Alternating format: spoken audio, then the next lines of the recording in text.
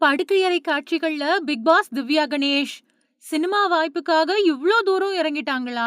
சின்னத்திரை சீரியல்கள் மூலமா தமிழ் ரசிகர்கள் கிட்ட ஓரளவுக்கு பரிச்சயமானவங்க தான் நடிகை திவ்யா கணேஷ்.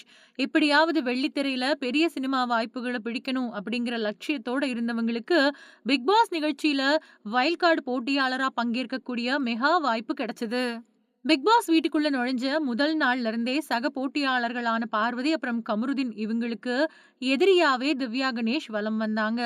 யாருக்கும் பயப்படாம நேருக்கு நேர் நியாயத்துக்காக அவங்க பேசின பேச்சுக்களும் அவரோட தனித்துவமான செயல்பாடுகளும் ரசிகர்களை பெரிதும் கவர்ந்துச்சு.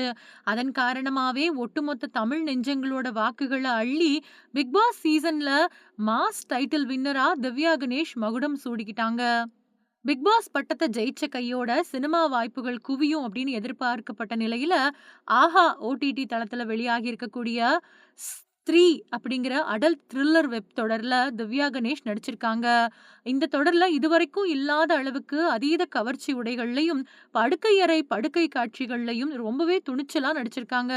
இப்போ இந்த வெப் தொடரோட படுக்கையறை காட்சிகள், அப்புறம் டவல் மட்டுமே கட்டிக்கிட்டு அவங்க ஃபோன்ல பேசக்கூடிய சில புகைப்படங்களும் சமூக வலைதளங்கள்ல லீக் ஆகி வேகமா பரவிட்டு வருது.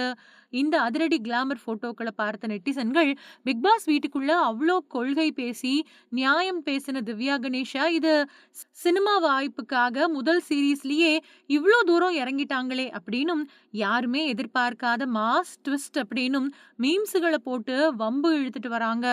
எது எப்படியோ திவ்யா கணேஷுக்கு இந்த புதிய கிளாமர் அவதாரம் தான் இப்போதைக்கு கோலிவுட்டோட டாப் ட்ரெண்டிங்ல போய்கிட்டு இருக்கு.